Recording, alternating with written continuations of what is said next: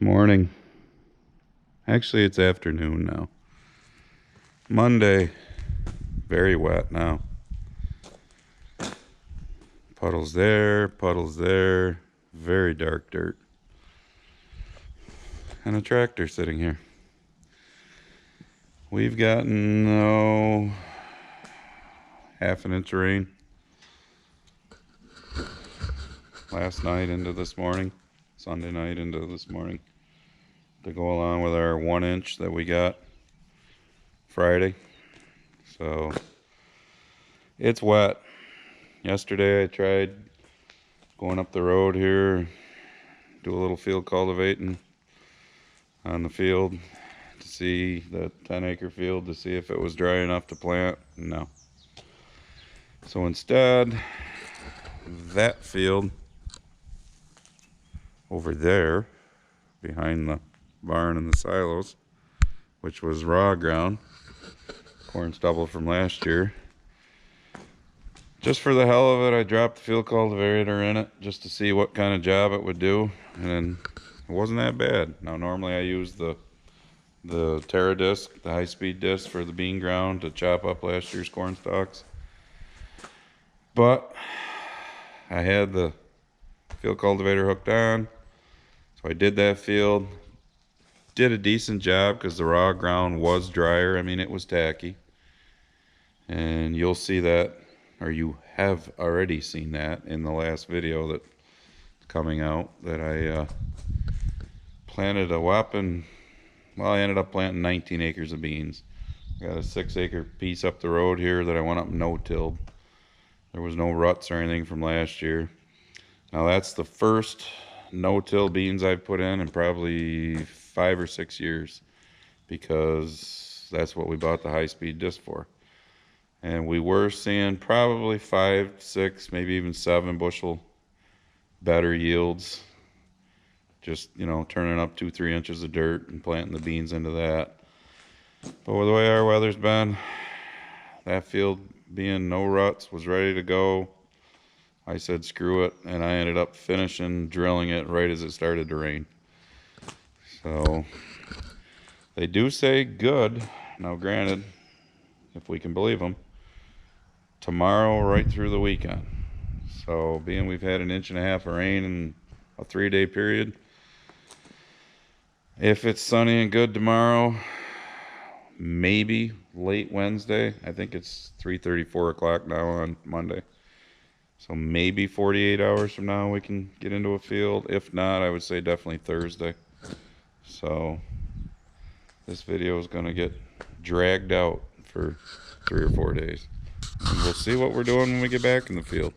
We're either going to be field cultivating the 53 or 4 acres that's ready now so we can plant it, or maybe we'll start doing some corn stubble to drill beans. I don't know, but in the next 5 or 6 days we definitely will be doing something from the sounds of the weather, because it's finally going to start getting better.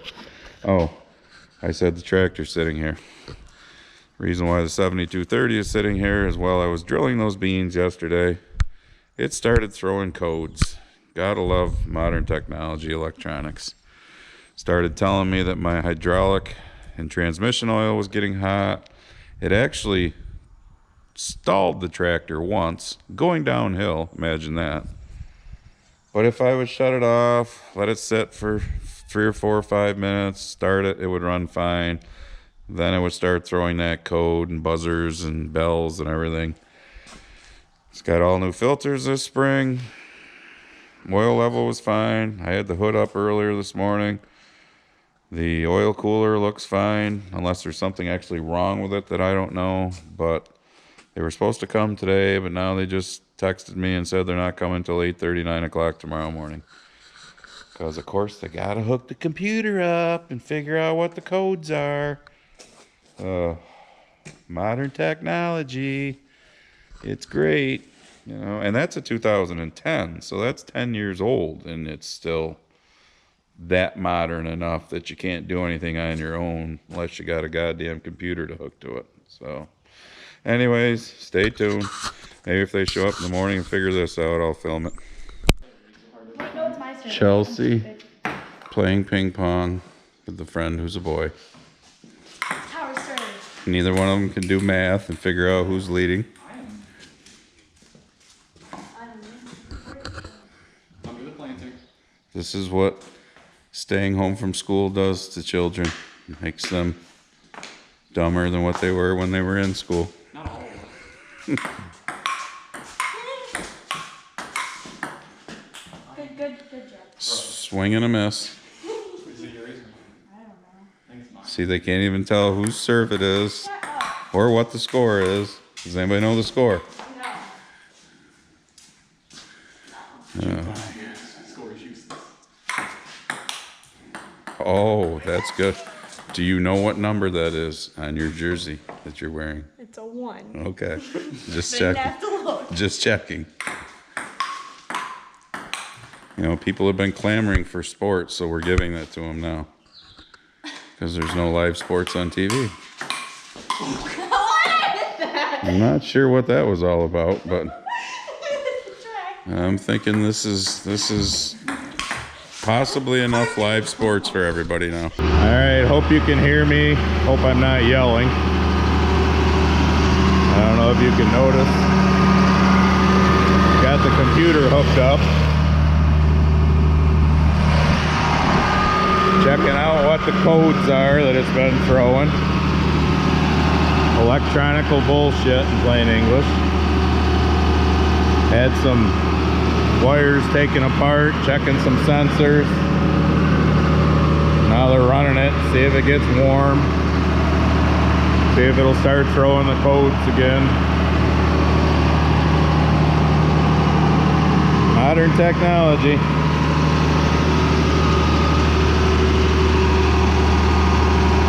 Hopefully we get it figured out. Because it's a pain in the ass running it the way it is. Because when the codes start throwing, it derates the engine power. Takes it right down to hardly any RPM, so you can't do anything.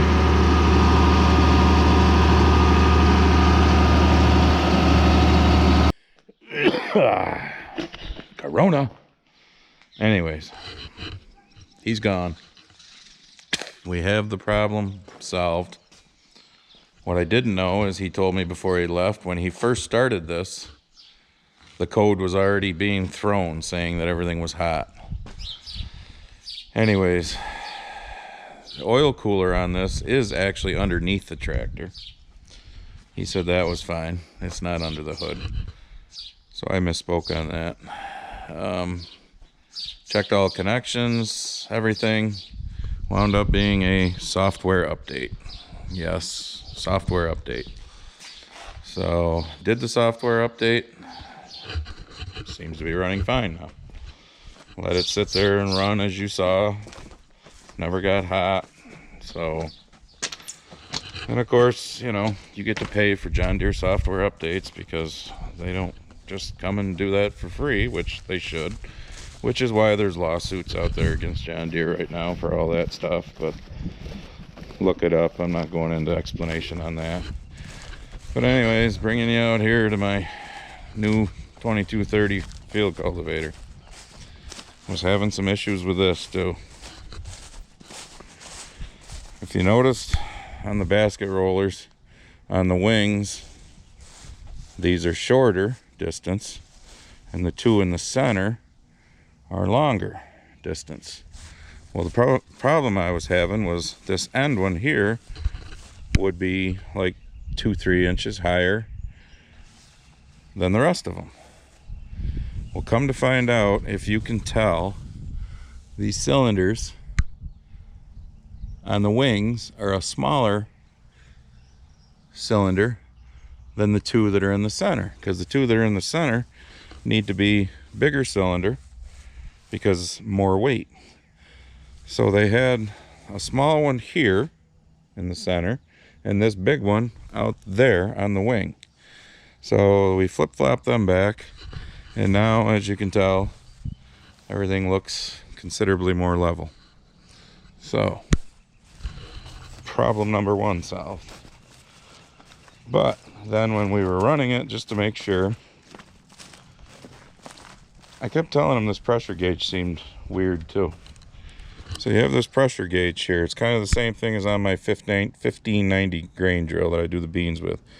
You loosen this little jam wheel up, and then you turn this to get your desired pressure. And obviously you want to keep it in the green area, a little below 500 probably. Well, these two hoses were put on backwards, apparently, because when you would raise it, it would have pressure. When you would lower it, the pressure would go away. Okay, so when it was out of the ground, it was showing pressure. When it's down on the ground, it was showing no pressure. That's wrong. So he reversed those hoses. Just basically a screw up when they put it together, plain and simple. So this didn't cost me anything. That will. Because this was their F up in plain English. But it happens. No big deal. It's fixed. So now I'll just have to reset my pressure the next time we get back in the fields, which, well, it's about noontime Tuesday. Still wet, obviously, like I showed you earlier, from Sunday night into Monday when we got that rain. So I'm hoping maybe tomorrow, Wednesday afternoon. If not, I would say definitely Thursday we could get back in. So also I'm renting from the other local John Deere dealer an 8245R. It's a 2017. My 8235R is a 2012. As I've told you in the past, it's just Barb and I. And if the weatherman's right, and that's always a big if, and it's good right through Memorial Day like they're talking, then if it costs me a couple $1,000s to run a tractor for a week and a half to get shit done, that's what we're gonna do. So as you can tell today, it's just kind of a cloudy day, but it is warmer. It's probably in the mid to upper 60s, and they're showing 70s, close to 80 by the end of the week. So anyways, I'll show you that other tractor, whether it's on this video or another one, I don't know. So subscribe if you would, please. Give me the thumbs up. Need more thumbs up. Follow me on Instagram, Andy the Grumpy Farmer, and we'll go from there.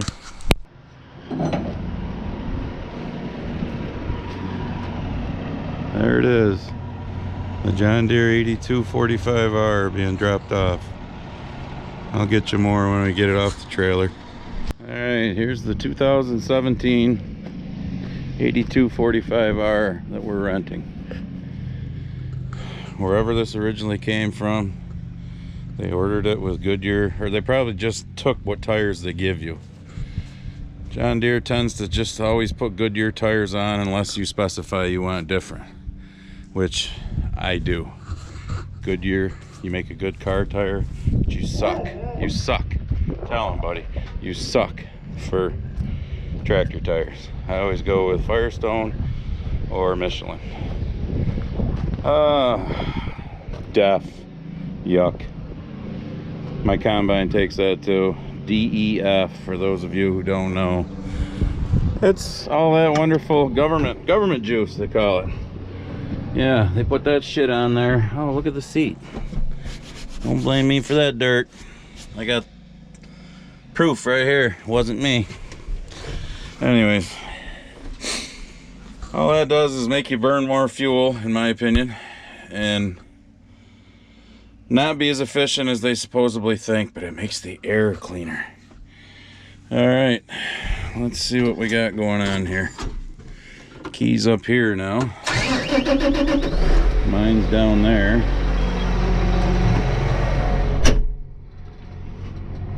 Bigger monitor than what mine has. It's got all the iTech shit. I'm not gonna worry about any of that because I got the depth set on the equipment, the implements that it's gonna run, so it's good. I mean, I'm not gonna worry about any of this electronically setting shit. Radio, and it works.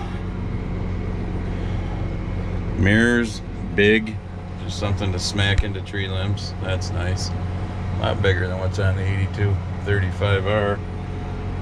Where the hell is the air conditioning? Because it's hot in here. Anyways, I'll find it.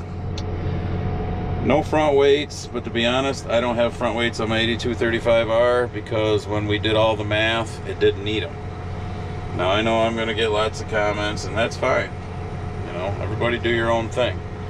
That's why you see mechanical front wheel drive tractors like this with bald ass front tires. Because everybody thinks they need that big ass, long, wide stack of suitcase weights on the front of their tractor. No, you don't. If you actually go by the John Deere ballast, I'm trying to figure the seat out while I'm talking to you, because he's got it on swivel. I hate swivel. Anyways, if you figure it out, you don't. When I bought the 8235R, we wound up putting 1,800 pounds on the rear axle, 900 on each side, two 450-pound axle weights. This has none. Now this is 245 horse, that's 235. I'm going to put it on the chisel plow, see what it does. I don't think it'll lack really for power. It might lack for traction, which if that's the case, then I'll put the 235 back on the chisel plow and put this on the field cultivator and the Terra disc when we get to it. But so other than that, everything looks pretty similar, and now I got to go put fuel in it and figure out the air conditioner because it's hotter than hell in here. All right, figured out the air, nice and cool in here now. Corona. I have the chisel plow behind me. Now, yes, it is very wet, okay? Proof right there. Proof, puddle in the driveway going up back. I mean, it's wet. But, being this tractor doesn't have any rear weights on it, I just want to take it up here, kind of on the high spot on this corn stubble, drop it in the ground, see what it'll do. I want to get all this done and taken care of now, so we can decide which tractor needs to be on which thing. And just to clarify something I said a few minutes ago, I'm not saying no tractors need front weights, so before you all start yelling at me, and some of you probably already have, but go by your manufacturer's ballast sheets. That 8235R with no front weights, I don't lose traction going up a hill. I lose power before I lose traction. But without the rear weights on this, that's what I'm curious about. So generally I chisel plow in 9th and 10th gear, which is about, yeah, the ground's very dark color still, which is about 5.5 to like 6.2 miles an hour. So I'm gonna see if this will do the same, and I will let you know. All right, surprisingly enough, 10th gear, 5.7 miles an hour, 6 miles an hour. Plenty of power to pull it. Just as fast, if not probably a hair faster than the 8235. But traction, I don't think is bad. I mean, I was just chewing a minute ago and had to feather it up, but it's, you know, I don't know how well the camera shows it, but this is some dark dirt. And that's some damn dark dirt back there that we're chiseling up. So, I think it'll do the trick. I think I'll leave it on this. Subscribe, thumbs up, headland's coming. Talk to you later. Quick correction. This is for you, Murphy. Your damn metric system. I just looked on the 8235R. Each rear axle has one of these weights. They say 625 kilograms on them. So they're basically 1,378 pounds. So call it 1,400 pounds. So there's close to 2,800 pounds on the rear axle of that tractor. Versus that tractor, which you can't see right now, the new one they just brought, that has no rear axle weights. So we'll see what it does when the ground dries up some for traction, but it wasn't bad in the sticky ground.